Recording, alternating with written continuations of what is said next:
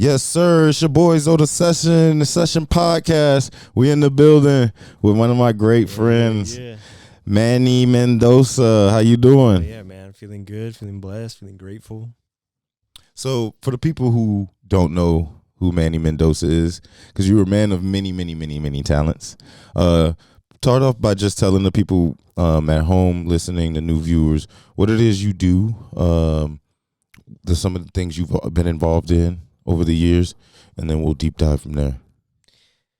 Yeah, I mean, I've been cooking my whole life, so my life kind of like took a direction once I was maybe 14, 15, where I really started to see food in a different perspective. It kind of like changed my whole paradigm and view of thinking, helped me hone in on my purpose and my calling. So I've been cooking, so I've been a chef ever since then. But now I've kind of transitioned into a point where everything I've been cooking for the past 10 years really has been with the goal and intention of getting into the cannabis industry, because I've been a cannabis user since I was 14, 15. But once I started to understand more about the plant, it got me wanting to, it was like calling me, gravitating me to get more connected to the plant and understand like what it really means, what it really is, what it's really doing in our body, and wanting to deep dive into it. So, and I really felt like I had to be a part of this industry once I started learning it was becoming one. Once they were legalizing it and we saw that products were available, I felt like, and I saw no representation from, Black or brown people in the industry. So that really motivated me to want to be a part of that and try to help be a catalyst and help open the door for more people behind me so that the people who started the culture can now actually take part of the industry behind it, the legal industry. But yeah, I've always been advocating for restorative justice since I was, in like maybe 16, 17. A lot of formative things happened when I was in high school. So I've always been trying to like lead my life with as much purpose as possible and trying to bind together all the things that I like to do with what I want to see in the world. So I've just been putting those things together. They've led me to doing a lot of different things too. I love plants. I love agriculture. I went to farm school. I learned how to grow weed, obviously, but just being more connected with plants, with food, where our food comes from, understanding, where I come from, making that connection with like food insecurity, particularly in like Black and brown neighborhoods. Me growing up on the south side of Chicago, I mean, I grew up all over the city, all city, but especially in our areas, when I was 14, 15, I was starting to see, the marginalization, people living on the fringes, and a lot of it had to do with food insecurity. I grew up around a lot of gangs, and I was just always wondering, like, how come people are so angry? And I like kind of facetiously told myself that I think it's because they're hangry. There's a lot of anger that's pent up when you're malnourished and when you don't have security in that sense. And that kind of led me to go to culinary school because I wanted to learn about where food comes from. Right. So that kind of connected me to going to chef school in New York and just learning about these systems. I never wanted to be like the traditional like chef with a white coat and have a restaurant with my name on the menu and everything. That didn't really mean much to me. It was more about like, how can I help be a little piece in the bigger puzzle of trying to figure out how we can help our communities get out of, this kind of this paradigm of, not having enough, this scarcity mindset. So it's something I've definitely struggled with my life, but I could tell that it was part of my purpose to try to help through myself, with myself first, trying to help other people get out of that mindset too, through food. Yeah. So food and cannabis. Right.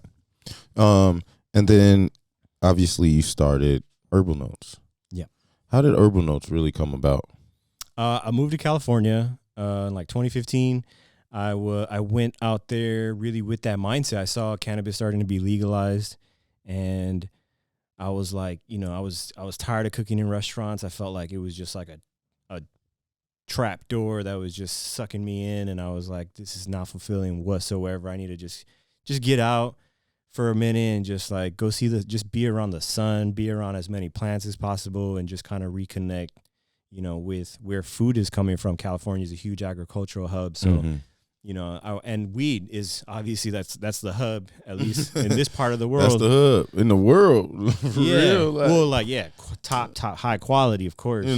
So that's where I wanted to like go and just like, and I was fortunate enough to have an opportunity to go work out there. So I had some job security, and I just packed my bags, road tripped out there, and that's really like the catalyst of what I wanted to do. Like even all the way back then, like literally like almost 10 years ago, I was driving out there like, I don't know how I'm going to do it, but I'm going to find my way into cannabis because I just know that it's calling me. I know there's so many people who are like in the closet about it, and, it wasn't fully legal in Illinois, obviously, at that time. So it was just like, I want to get ahead of the curve as much as possible for my own sake.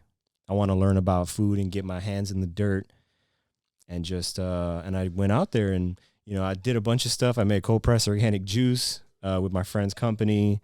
I went to farm school, grew weed, helped other chefs, do pop-ups all over the state, all over the West Coast. But then after a while, it was just like, I fell in almost the same rut where I was like, I'm working in a restaurant, working for somebody else. I'm working in a Mexican restaurant that was owned by this white dude. And I'm just like, how did I end up here? It was a beautiful restaurant. I was right on the beach. So that was, I couldn't complain too much. But it just wasn't serving me. And I was just like, I need to just break free. Actually, even before that, what helped catalyze was the show on Vice called Bon Appetit. Mm-hmm. I was watching that show, and I was sitting on the couch, and I was just like, I don't know what to do, really, how to pivot in my life. Then I saw that show, and I was just like, oh shit, like people are really looking at food and weed the way I see it. Right. The way my friends in culinary school saw it. Like we were doing it, but it was a real niche thing, like, and taboo thing. Like we got caught with weed in New York. We were kicked out of school, kicked out of state, just like, so we were just, so I was just like, yeah, I need to just like hone in on this. Like if I see it on TV right now and being in this like kind of trendy way, I know that there's at least room for me to just start cooking with it and throwing, a little dinner. I'll start with a little dinner party just so I can get people to the table and just try to start to, have an exchange of energy and ideas about like what I feel about cannabis, how I feel it connects people together. And I grew up in Chicago, obviously, so I wanted to integrate music. Actually, even all the way before that, I was taking music classes at Harold Washington. And when I was taking music theory, I was learning about composing our musical composition, and I was looking at musical composition with menu development, and I was seeing those two things be very similar in how you have a beginning exposition and then a development and then a recapitulation. So I was like, man, if I could just merge food and music and have it flow with this like ebb and flow, this up and down throughout the entire process, like that's going to like resonate with people in a whole different way that I never seen before. Like I've heard music, like soundtracks or playlists in restaurants before, but it's not the same when you have like a really good DJ, which I grew up around, be able to watch the guests and be able to like understand each part of the menu and how to like turn up the BPM or like change, different frequencies and like understand music and connection at that level. And then I would be doing the same thing as a chef, controlling the menu, when to put out things that are hot or cold or spicy or, sweet, like, and trying to match with the DJ, the music and the food. And then I wanted cannabis to connect everything, like to get people to like sink into their chair and stop thinking about anything else and kind of like But their experience. feel free, Yeah. about their experience and how they're like really getting into it, how they're starting to like let go of this guard, like bring their guard down and start to understand like, man, I don't feel like I'm doing anything bad. I feel like this is like almost like a therapy session. Like it's therapeutic when you have all your senses stimulated and then you're bound together with this plant medicine. And then on top of it, we have an intention.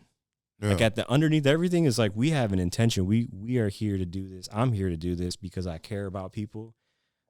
I care about what I'm doing. And I want people to like start to see what we're doing as a form of wellness and thinking about their health. So this to me was my own form of therapy. All the way back then was I just wanted to bring people together and try to, elevate the conversation around the dinner table about plant medicine, around food insecurity.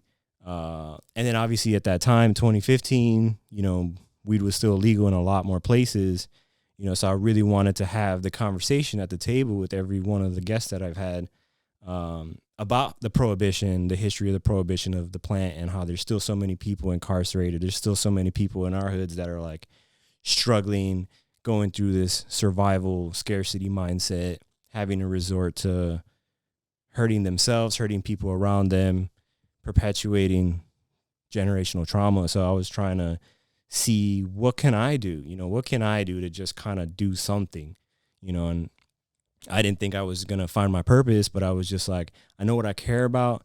I know what I'm good at, and I'm just going to try to figure out how to put them together and just take that leap of faith. And, it was not easy, and I didn't make a lot of money for a long time, but it's been leading me into my purpose even more every time, every year. And, it's a whole different phase of things. Yeah.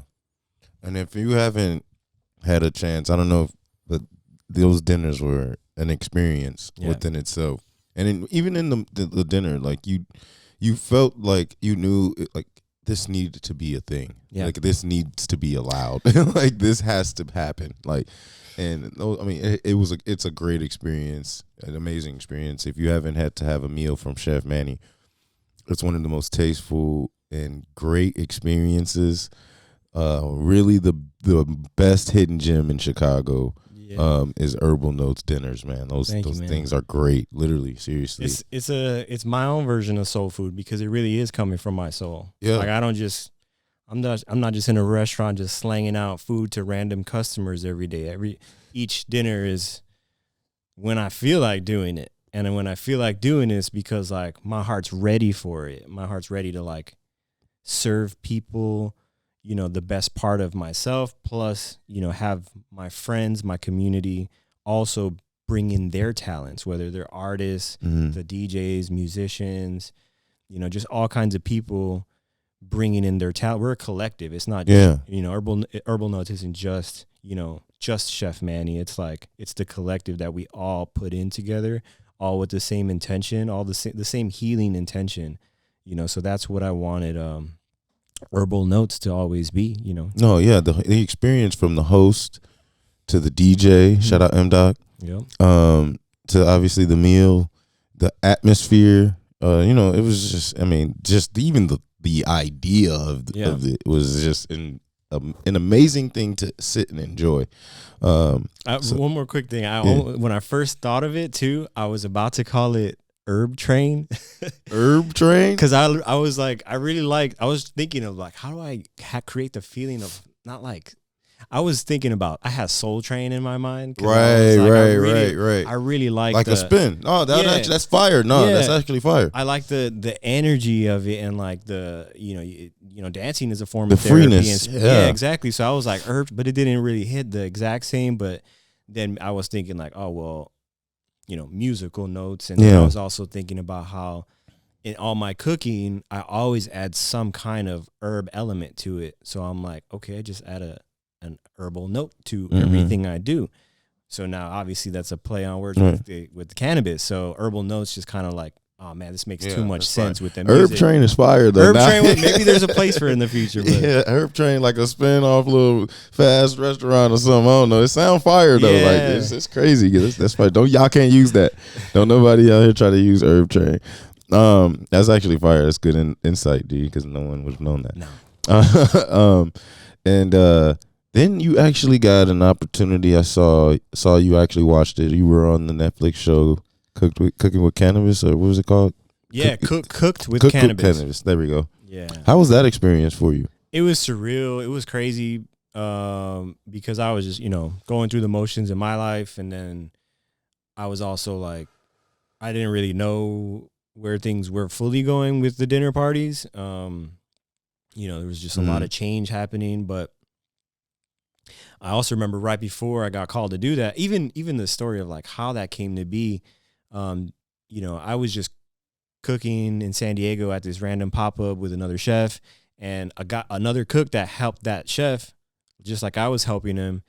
We met and we just like, hit it off real quick. We just became cool and told him what I do. And, fast forward like a year and a half or something, and I'm in Chicago, and I get a DM from this casting agency, and he's like, hey, this guy says he knew you, and I asked him if he cooks with cannabis because we were thinking about putting him on this show, and he's like, nah, I don't really do that, but I know somebody who does.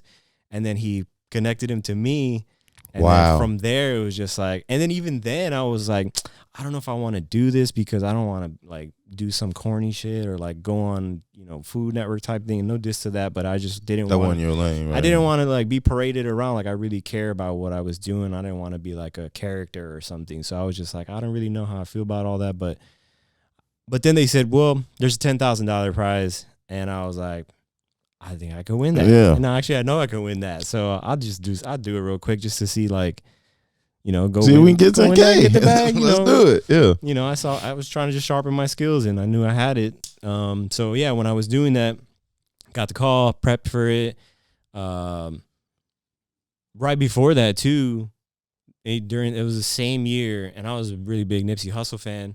That was the year that he got killed, and I just remember that kind of hitting me in a certain way. Because I really care about my community, and I felt like he was, the type of artist who was like trying to like do, work with his spirit for his community, for himself, for his family, and try to really elevate everything around him. Which is something that the cannabis plant does. But that's somebody who was like, I was really inspired by. Even when I was in San Diego too, I was listening to his music, and at that time in my life, it was really important to hear a lot of that stuff. So when he passed, that really like hit me. And then later, a couple months later, I go to LA to go do that show. And while I'm out there, first day, go do all the introductory stuff, paperwork stuff, interview stuff.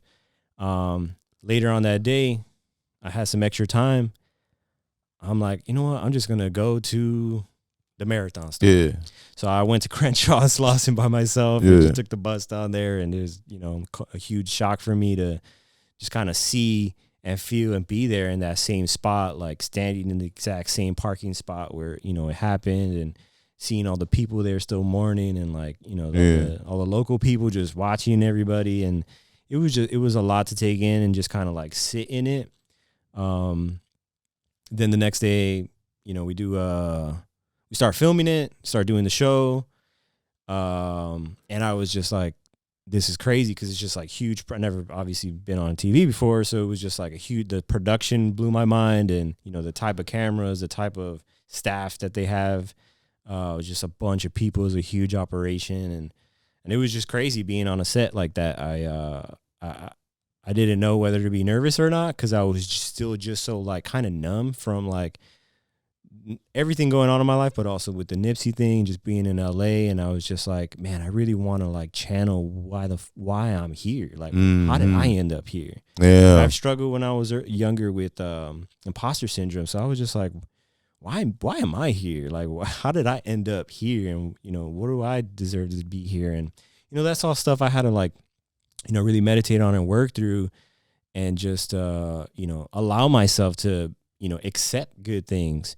And I did I did that second day. Went through the motions of that.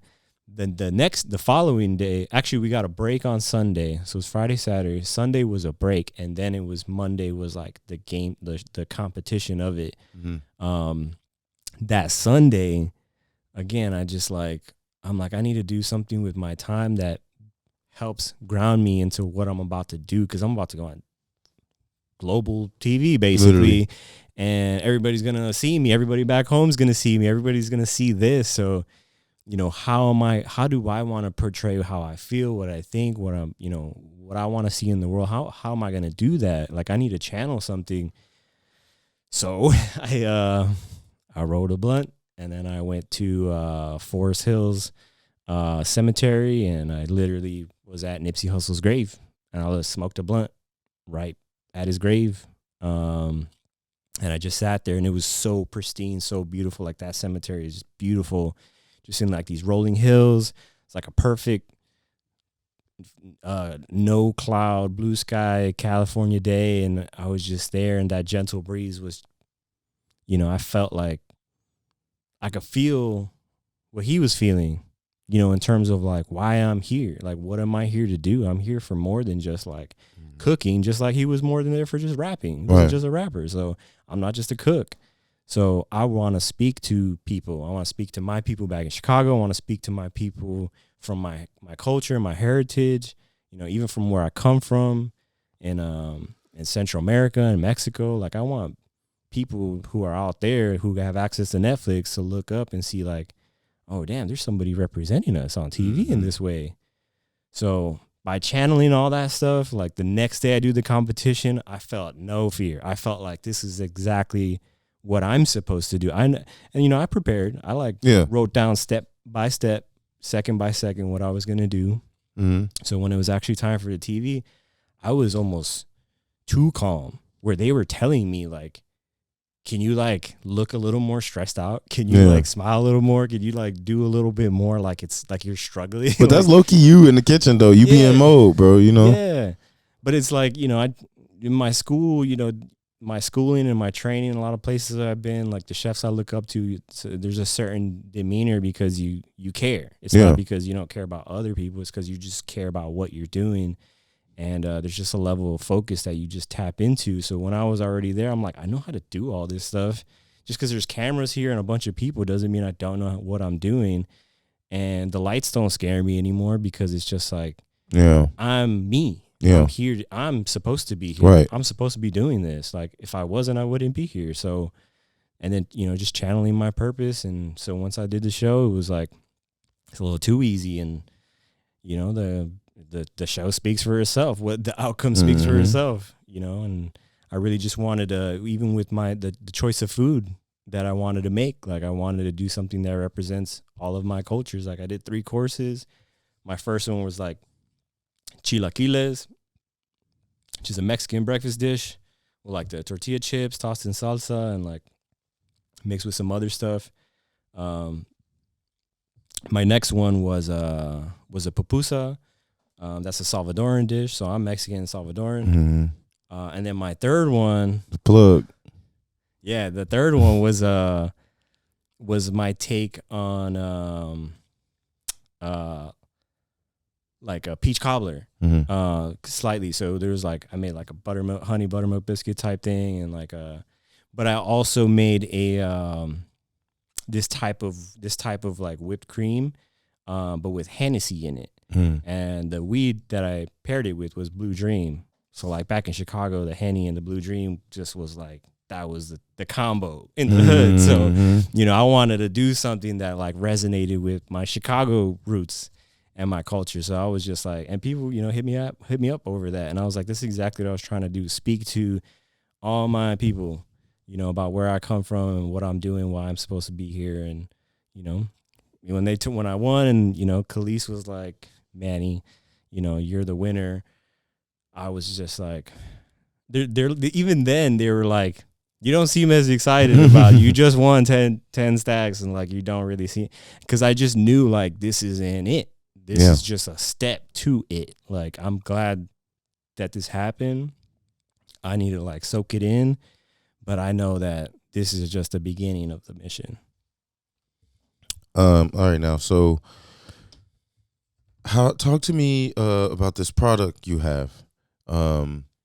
You've been talking to me about it for a minute. You've been working on it for a minute now. But why don't you introduce the people at home your latest product that you have out? Yeah, well, so yeah, Xocola is like an example of just where my life has been going and what I've been caring about, all the things I've been telling you, with food, food insecurity, where food comes from, plant medicine, spirituality. All these things are what I wanted to embody, because I went into cannabis too years ago because I knew that I wanted a product. Like I learned about like how important it is to like just have a little something that you can just mass produce and have it go out to the world, because I can't do like dinners for everybody. Right. I can't do thousands of dinners. Yeah, but I can make thousands of units. So I really wanted to like make something, and you fast forward years, almost a decade, and then you fast forward all the dinner parties that I've done, all the people that I cooked for, all the people that like came through and were like, I see what you're doing with this. And, one of those people ended up being somebody who was able to connect me to one of the cannabis licenses. And, they needed a brand to help put in the license, because they were just good at getting that part. But I wanted like some substance in there. So that's where I got tapped in. And, I just like I had to like really meditate too on like, and sit with my spirit about what I want to make. Cause if I'm going to put something out there, I don't want to just do what every other big MSO is doing, which is just like, let me make some cookie cutter thing, with no real soul behind it. Let's make the cheapest possible thing. Let's the cheapest possible inputs, mark it up all the way, and then pass it off as medicine. And that did not resonate with me. And I knew that whatever I do, I just want to make sure I'm really putting in everything I believe in. I want to put in my whole soul and spirit into what I'm making, because I want that to speak to people. I care about people. I don't care about making $1 billion in this industry. I care about getting the plant medicine to the people, So, when I was making Xocola, or thinking of it, I was like, what can I make that I can give to my family, to my parents, to my mom, to my, to my friends' parents and families? Like, what can they eat that's not going to like be trash to them? Because we care about them, and they have all these struggles, whether it's trouble sleeping, anxiety, depression, pain, all the things that all humans go through, especially like our elders. Like, what can we give them, to where we don't feel bad afterwards? Like, I would feel bad if I gave somebody like some really cheap gummies, because it was just going to like not really do any. It was almost like a placebo type effect, where it's just going to get a quick instant high, but you don't really feel well. You just feel like kind of high, and it's like a temporary fleeting thing. So I wanted to make something that has substance, but also connected our culture to it, because I would see, all these different brands, all these different companies, making chocolate, not really making chocolate, but just like melting stuff they bought from Europe and, just putting some cheap weed in it, some distillate or whatever, and putting some fancy packaging on it, put a fancy name and face on it, and then just pass it off as like, here's this candy bar that you probably find in a gas station, but we're gonna call it medicine. Yeah. And that really like, it really aggravated me, because me being, Latin American, this is where cacao comes from. Cacao comes from where my ancestors come from.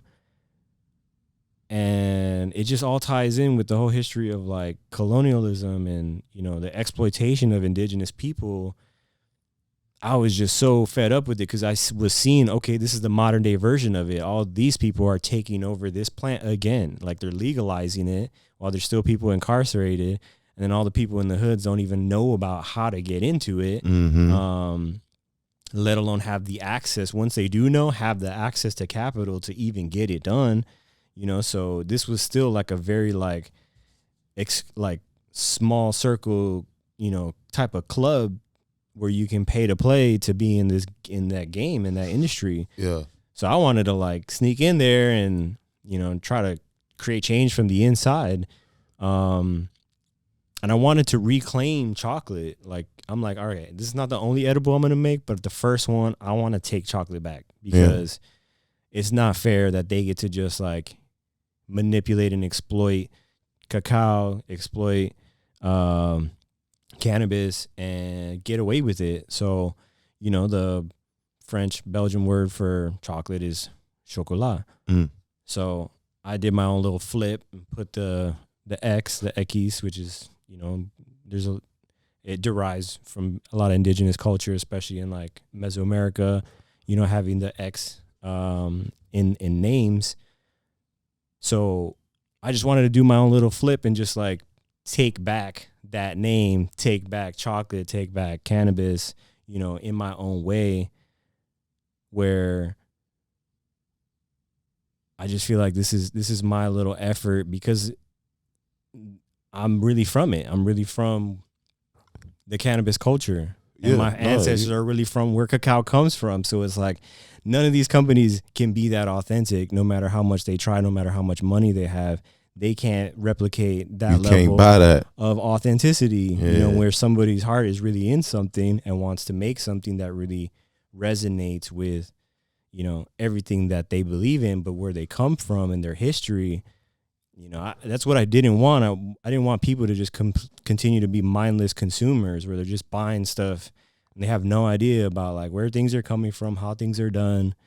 And, it just perpetuates that cycle, of like being oblivious to how we're connected to our food, where it comes from, what it took for our ancestors to like learn how to grow that and cultivate that and create communities and civilization and create culture. And like everything we have today is based off of that. We wouldn't have any in our level of intelligence if we didn't have that culture, if we didn't have that sense of connection and community to the earth and to the plants. Yeah. The first like, true like kind of psychedelic trips were with cacao. Yeah. They were finding mushrooms, obviously. They were finding different plants, for like the ayahuasca and peyote and, but cacao was one of the first ones that was like people started to come together and have a ritual around it. Just like we pass the blunt around now and we smoke and we enjoy cannabis. They were using cacao and drinking it, and because of some of the compounds in cacao that they didn't know back then, but we know now, some of those compounds stimulate your heart. So what they felt was their heart opening up. So that allowed them to kind of like feel almost invigorated, feel almost like liberated, as if they were just like holding something back, holding something deep within, and then they would drink cacao together and they would feel that come out. So that's kind of what I experienced with cannabis. That's what got me into cannabis, was smoking with people. I didn't smoke by myself. I smoked with people. Having a session. Yeah, having a session. And that, that's why I loved it so much, because I was connected to a community behind it. I wasn't smoking for any other reason than that, so these are the kind of things I wanted to bring back into this space where it's just so lost and cookie cutter and like, let's just do the same thing that other people are doing, and just with different packaging, where there's just not enough like real authenticity into this plant and other plants and bringing that into our lives. Like the spiritual significance is being lost in like a lot of the things that we're using. And I don't want to keep perpetuating that cycle of like not caring about this stuff. And not only and with your product, it's not only just about the understanding and the care about the culture. Like you actually going out there to where your ancestors be at to get the stuff you need, the ingredients you need. Talk to me a little bit about your sourcing. Yeah, I mean, that was an important part to us and to our, the other partners in our company, just for them to know that we want to really be genuine with what we're doing. We want to make a bigger impact. We don't want to just like buy, say we're going to buy from this company and then just slap this on the label as like, oh, we're fair trade, we're supporting something. And, we're like, no, what we want to do, what, the internal team wants to do is like really connect consumers where food comes from, who are the people that are sowing and cultivating the land, and connect them to consumers here. Like, so that people, when they walk into a dispensary, that it's not mindless, like a zombie, like, oh, let me get that, and let me just get that, let me just get that.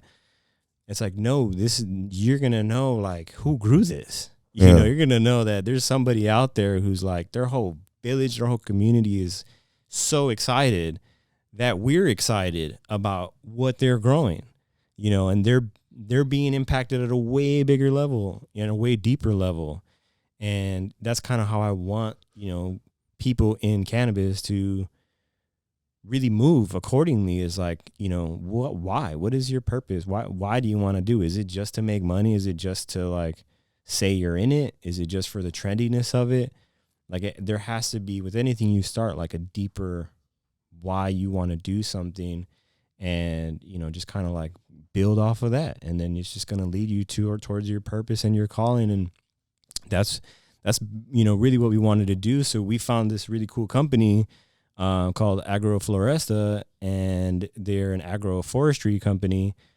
They promote agroforestry. So, they work, their company is based around being direct trade. So a larger percentage of the money is actually going to those farms. So it goes like a little bit a step above fair trade. It's more direct to the actual farm. So that's how we were able to meet the farmers. So that was important to us, to not just be like a trendy label buzzword as fair trade, but actually go the extra step and going direct to the farmer, with a company that's helping facilitate that, but they're not exploiting those farmers. They're helping, they're really on the ground helping them learn how to even like grow cacao in a more sustainable way, where they're planting more trees. Mm-hmm. So that's why it's agroforestry, because they're building more, or they're growing more trees and planting different types of trees at different heights and different canopies all around the farm. So where you in a regular traditional farm, like you go in most places in the U.S., especially in the Midwest, a lot of the farms are like really flat. Yeah, there's very minimal trees. Most of it is just like cleared out for whatever they're growing, and you don't really hear anything. It's just kind of like you might hear a bird or something, but when you're in an agroforestry farm, you feel like you're in the jungle, and that's really one of the best ways for certain plants, a lot of plants, to grow and thrive, because they all live in this symbiotic relationship where they help each other grow. They fend off other pests. They rejuvenate and replenish nutrients, into the ground that the other one doesn't have. So it's a working ecosystem. It's a balance. It's an ecosystem, and you hear all kinds of animals there. It's so vibrant, so alive, and obviously trees put oxygen back into the air and soak up all the carbon and habitats and whatnot for animals. And that's what cannabis does too. The cannabis plant is another thing that does something similar. It remediates the soil where you plant it. It puts nitrogen back into the soil. So where like the monocropping that's done here in America is just draining the soil, and that's why they have to put fertilizers and they have to put a bunch of extra stuff, because they're pumping, they're just depleting the soil. There's no natural richness. There's no natural process in what they're doing. It's just continue to be man-made and manipulated. Just to try to keep extracting more and more and more. And, that's not what nature does. Everything is about a balance. So that's like why we wanted to like go to this place. And even when we went there, we wanted to like really put our shoes in the people who are putting 80 kilos on their back of cacao beans and pods, climbing up and down the mountain from like 4 a.m. to like 1 p.m., because after that it gets super hot. But they wake up super early and go cut pods and then come back and down this mountain. And so when we went there, we had to climb the mountain. Like I was like, I'm not coming all the way out here and not really doing what they do. I wanted to live in their shoes for at least a day. And that experience was a whole spiritual journey in and of itself. But we didn't even go all the way into all their parcels of land where they have different cacao trees and orchards. So we only made it to like the first step, which was still very high up, and it was extremely, extremely difficult. Going like very steep, climbing a very steep mountain, with no real trail. They dig out their steps every time they go. So it's like, and every time it rains too, they kind of have to like forge almost a new path. Jesus. Yeah. So it's like people don't know that this is what it takes to get chocolate, and that's what we wanted to like show people is like, this is not just some like goofy name, goofy packaging and like whatever, cheap chocolate, that's mostly just sugar. We wanted to like really bring back, like take a piece of this like ancestry and this ancient process and like put it back into our world and our industry, at least a little sliver, so that people can just understand like what we're trying to do. That's dope. And a lot of, like you said, a lot of companies don't just take the time to deep dive. There's no incentive to. Yeah, you know what I'm saying? And really, appreciate what the people who delivered this thing is great. And they don't care. There's no like incentive for them to really be genuine, because they just know that they corner the market essentially. Yeah. They already like almost monopolize it basically. They're cannibalizing it.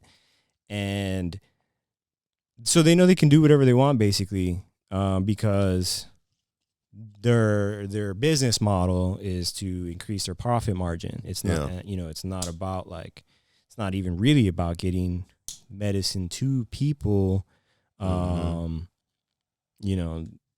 Medicine. There are people who use it, obviously, that do need the medicine. So they are providing some service, like being able to get some things that are helping people.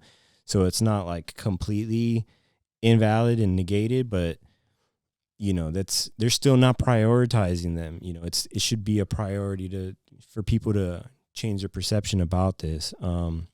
But that's where people like, me and very few others try to do, is just get in here and try to bring back the culture and the authenticity back into the whole cannabis space, the whole food space. Like, why are we doing this stuff? Yeah. What are we connecting to?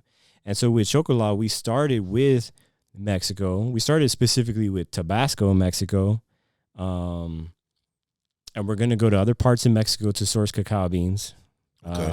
Like Oaxaca. That'll be one of the next places we go to, but different parts of Latin America, go to Ecuador, buy beans from there. So all of our chocolates it's going to keep evolving, where it's almost like strain specific, like just like with cannabis. Fire. We're getting single source cacao, land racing cacao. Exactly. That's fire. Yeah, man. So stuff they can't think about because they don't care enough, to think about. So it's only going to come from people who like really care and like come from it, to be able to have these ideas. And I want to obviously, so the biggest producer in the world of cacao is in Africa. So that's one of the other places we're going to. We're going to get cacao direct trade.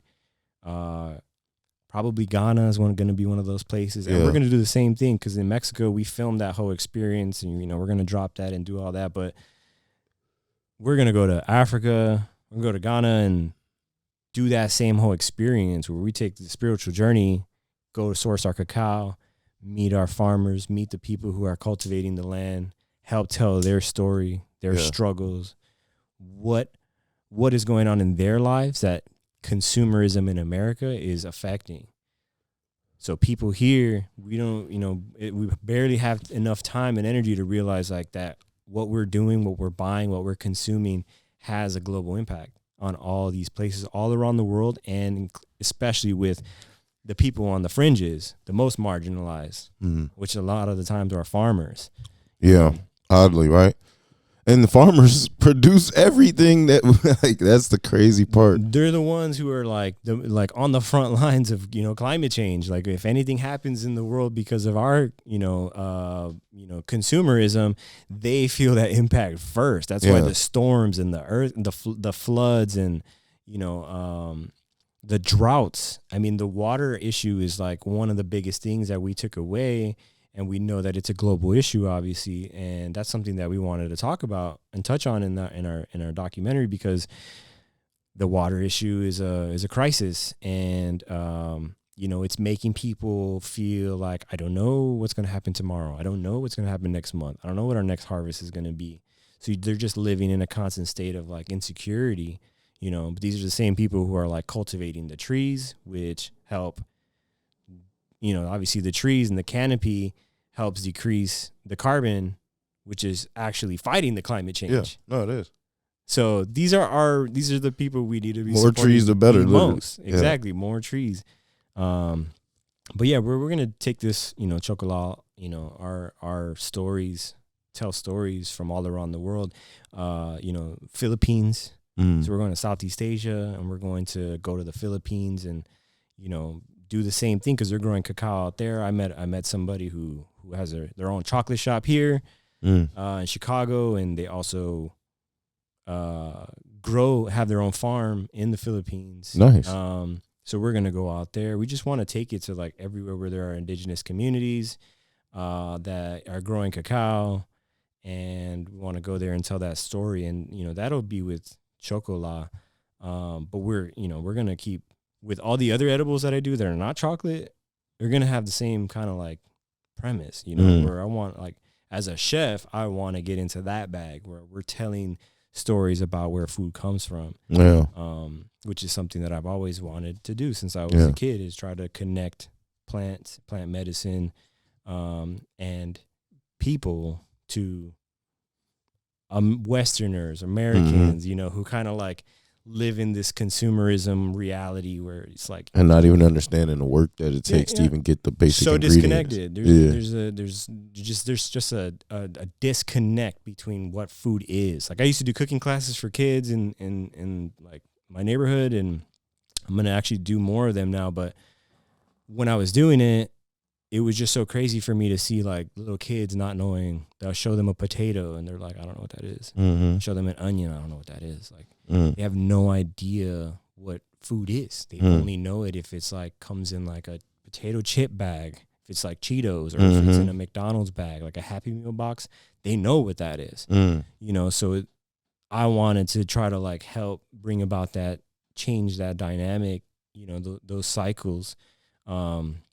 I grew up next to a gas station, so that was a big primary source of food for me for a while. And, and I was just like not knowing, what I was putting into my body, and that's something that I wanted to help try to evolve and elevate the young minds into where our food comes from. Cause, I went to farm school. So the more you connect with food, the more you connect with nature and the earth and plants, the more you realize like, all the secrets, all the answers to everything going on in our lives is right there. Yeah. So the more we connect ourselves to that, the more our species is going to evolve. Yeah. Because plants are millions of years more evolved than us. We're only like thousands, maybe 100,000. They're gonna survive after us, So they have all the answers, and they're like right here next to us, being like, hey, you're doing it wrong. Hey, you're not really doing this right. And we don't listen. And we don't listen. So that,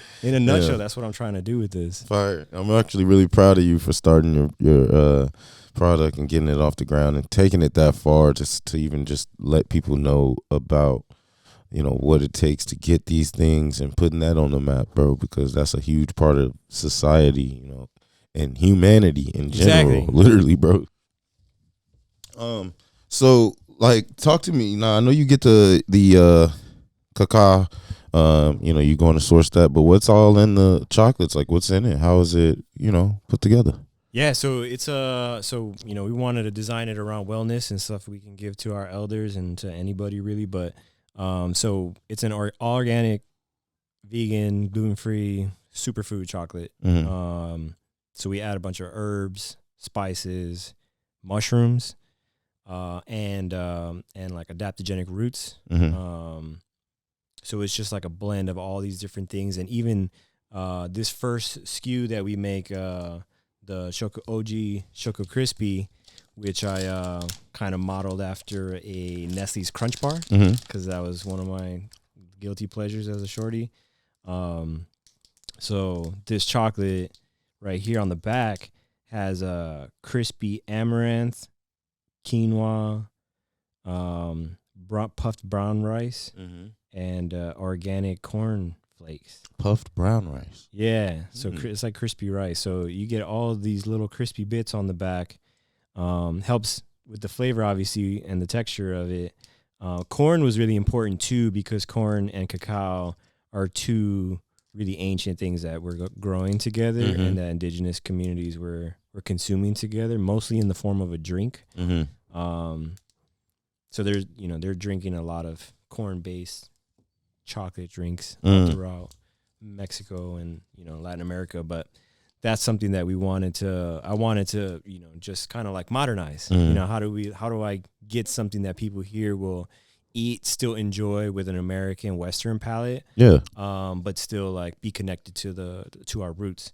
But yeah, it's not a totally dark chocolate. Yeah. It's almost there. It tastes like a dark chocolate. But that's just because it's real cacao beans that we're grinding in house. Yeah. It's how, that's why it says house blended, which was my little homage to Chicago house music. Opening up your heart, helps you dance a little bit better. But and how are they dosed? So this one bar is 20 milligrams. This is a 5-pack, and then they're scored in a way where you can break off five each.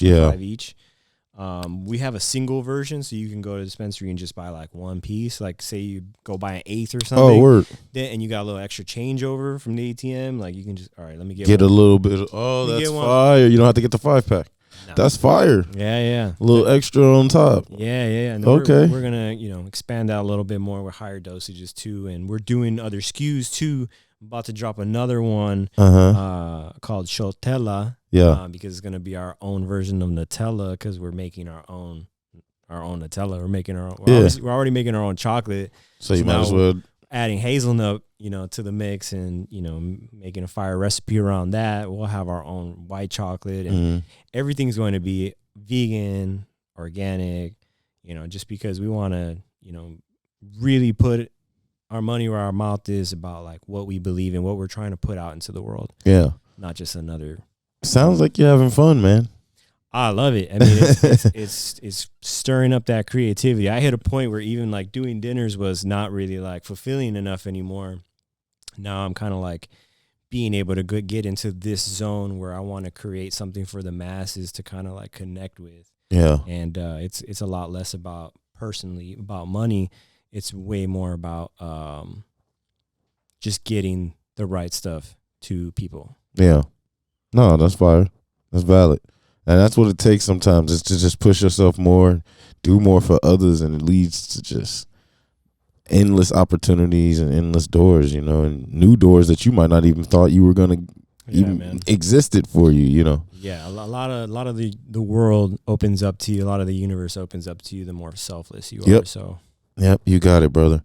And you did a TED Talk. Yeah. Talk to me a little bit about that experience. So wild that I did that too. The TED Talk, that was the same year as the Netflix thing. So that was just a crazy year too. Yeah. The year before the pandemic.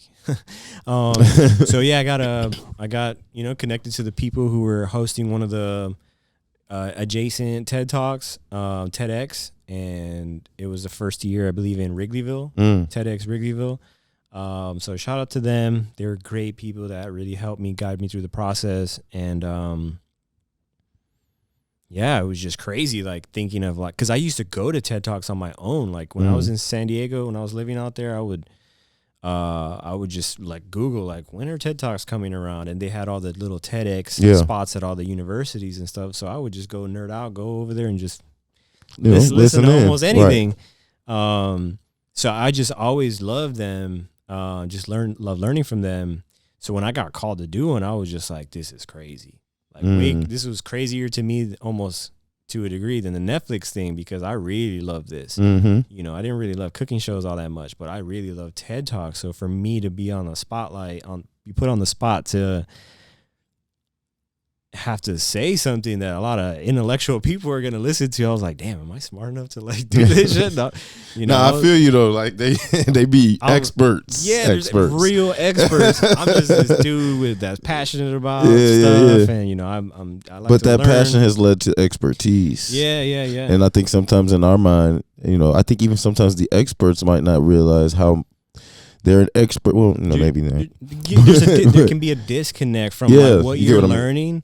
Because you can be very academic about stuff. Exactly. It's different. Like when I went to farm school, it's different, you know, when you put your hands in the dirt. Yeah. When you do stuff like that, when you're talking to people that are doing that too, that's like a whole different level of like intelligence and like knowledge that you gain that you can't read in a book. You got to go do it. Yeah.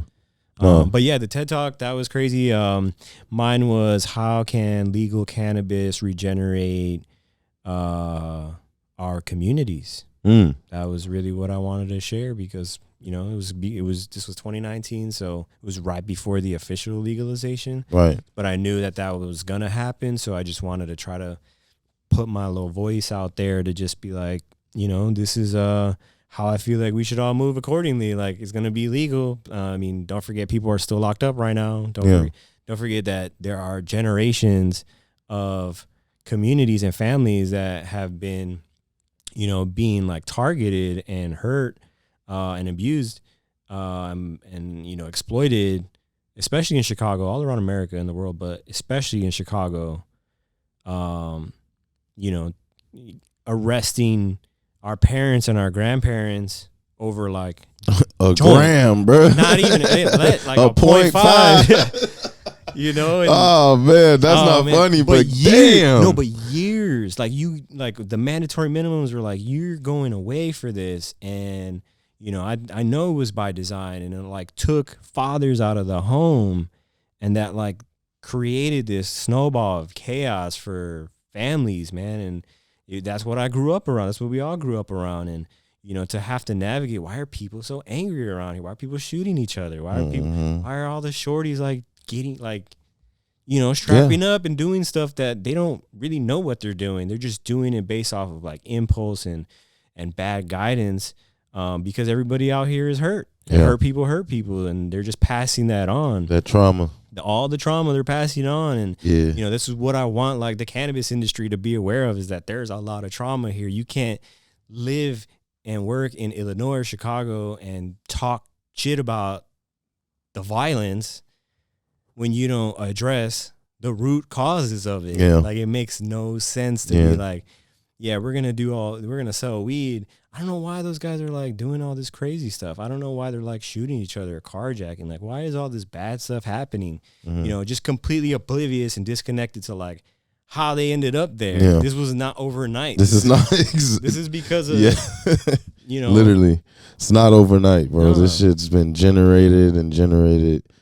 You know, year over year over year, time over time over time, you know, countless families going through similar traumas, you know, and building one big trauma society where it's just masked with classism. That's what I'm saying. That's what we're in. We're in this trauma society, and people are just making like fucking fugazi ass legal weed products. Literally. And I'm like, bro, like, address mental health, address like the collective trauma that we have, that we keep witnessing on TV. Address everybody locked up. Address that, Let's do that for real. You know? For selling a little weed or having a little weed, possession of a little weed, like that should be crazy. You know, to see that now, like on a grand scale, you know, it is what it is. It's, you know, I guess if it was illegal then, I guess you could run that argument. But it's really like, bro, this is a plant and it's medicine that's like super harmless. It does more good than harm. Obviously, the people selling it know that. So it's like, you know, why can't we? Let's cut them some slack. You know, get them out of there. But hold on. There was one more question I need to ask.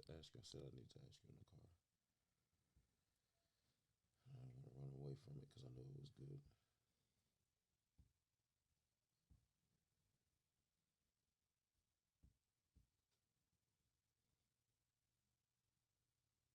Oh, there we go. I know what I wanted to do. So now I just want to, because centered around cannabis, obviously, because this is the session, I wanted to ask you a few series of questions just to kind of pick your brain based on some of your personal cannabis experiences. Do you remember the first time you smoked cannabis? Oh, yeah. Yeah? Hell yeah. Talk to me a little bit about it. I mean, that's where I got that sense of community. I mean, I was in a point in high school, I think I was a freshman or something. I'm coming from like, Pilsen, little village. My bus stop was Cook County Jail, like California, 26th Street. So I was like, I was getting a full dose of reality at that age. Even at that age too, I was like, I was literally in the middle of an ICE raid, an Immigration and Customs Enforcement, coming through. I skipped school one day, went to an arcade. Next to the arcade was a discount mall, and these federal agents just came through all like suited up, armored up, huge guns, and just started ripping families apart right in front of me, throwing them in the back of the truck, some real traumatizing stuff. And I, seeing the crying, the weeping mothers and grandmothers like in the street, like blocking off the street, weeping. I was like, holy shit, what is going on? That's what kind of helped challenge, my perception of my reality. Like, why is Chicago like this? Why is America like this? Like, why is the world operating like this? So, all these things were kind of like influencing me. And so I, just with the way I grew up too, in a single, raised by a single mom, basically I was like, man, all my emotions are like all over the place. Like my life could have gone left so many times, like with the graffiti whole world and like the gang world and the drug world, and like everything could have like really sucked me into it. I was a perfect type to like get sucked into all of the worst shit. And I just remember being in high school. I went to a all white Irish Catholic school, and shout out to all the students there. I had a great experience with all the students, not so much the faculty. But as I was in trouble and stuff, and just didn't really understand like why they're trying to teach me stuff that I wasn't really like resonating with. Like even it turned me off to religion at that time to it, and I just didn't really understand like how to have a proper faith until now. But even then, all these different influences were just kind of like making me like, I don't like, where do I put all these pent up emotions that I don't really understand? I didn't really connect on a deep level with all the other students there, except for like the small group or small percentage of like black kids and Hispanic kids, and just all sat around each other because, we're like, well, we're familiar with each other. So that's what ended up happening is like after school one day, like it was literally a couple Mexican kids, a couple black kids, a couple Puerto Rican kids. We go to somebody's house after school, and we start smoking weed. And we're listening to Bone Thugs and Harmony, and then after that we got like some McDonald's. That was just the first time. Classic, literally. Yeah, and I was just like, I didn't feel in danger. I feel like I'm connecting with people that in a way that's not making me angry. It's making me like happy. Yeah. Like, I feel joy, and that's something that I felt like was being stripped from us in a lot of ways. Like as kids of color growing up in the city, is like it's really hard to experience real joy. And like, I was just connecting with my brothers and finding in a peace circle, and that's how like our indigenous ancestors were using it as like a form of a ritual for peace. So that's kind of like was my first experience with it. And like ever since then, I didn't really like smoking by myself. I always wanted to smoke with people because that was just like a form of connection. So yeah, that was like my first year of high school. Nice. So do you remember your first ever like food or meal you ever cooked with cannabis with? Oh, with cannabis. Yeah. Like your first infused meal, brownie, whatever. Oh yeah. So, I mean, I had like made attempts while in culinary school. We mostly smoked weed and then cooked. But then, there were a couple of like attempts with brownies and stuff, but I didn't really like it because at the time we were just using like trim and like mid trim. Because you were trying to waste flour for real and shit like that. Yeah, we didn't really have money for that. So it was just like, I would just take this stuff and try it out with a butter. And I was like, this tastes gross. And, decarbing trim is like disgusting. Yeah. Like, it tastes terrible. So I was just, and then the high was just so like intoxicating in a bad way. You felt drunk. Like you felt like your body system, which I learned now, like by eating so many like processed carbohydrates and like, saturated fat and like processed sugars and all these other artificial flavors and ingredients, and then you put trim in or like, just weed in it. What you're doing is you're just putting like a ticking time bomb into your body. So once your body's trying to digest it, it just gets overloaded. Yeah. Your body's just like, oh, what did you just do to me? Yeah, you just fucked up, and buddy. that's why people get fucked up and they're like, oh, I had this terrible experience with edibles before. I'm never doing that again. Like you just shocked your body, pal. Yeah. And it's like, well, you did that to yourself because you didn't know any better. And it's okay because not a lot of education has been out there ever until now. Yeah. So the first weed. So when I'm starting to think of Herbal Notes before Cali, but I'm starting to have these like ideas about dinner parties with weed. I got some good flour and I steeped it in some milk. And then after that, I mixed some chocolate in there. Go figure, like full circle. I mixed some chocolate in there. I let it cool down. I put it in the freezer just to cool it down faster. I ended up forgetting it. I smoked and I forgot about it. And then when I came back to it just in time, it was like a frozen slushy, like a chocolate milk slushy. So I'm like, all right, this is kind of cool. And when I drank it, it was just the most insane, like high. I don't even know if all you did was steep it? Yeah, because there's enough fat in the milk. Because you got to bind it with fat. Yeah, the cannabinoids. So yeah, cannabinoids are fat soluble. So any lipid, any fat. I'm going to fucking try this. Super easy, yeah. I mean, chocolate, milk, man, and cannabis. Yeah, it hits so different. I mean, now I probably wouldn't use like dairy, but I can use like different nut milks and, maybe steep it into like an MCT oil first and then blend it with like a nut milk. That's what I would do now. But then I was like, I'll drink dairy, but yeah, the high was just like, I just really felt so amazing. Like I just was like vibrating. I literally felt like my frequency just like being turned up, and I was just sitting there being like, this is the most amazing high I've ever felt. I feel clear too. I don't feel like all heady and like I can't even think like I'm, Word. I felt like my body is just like so happy right now.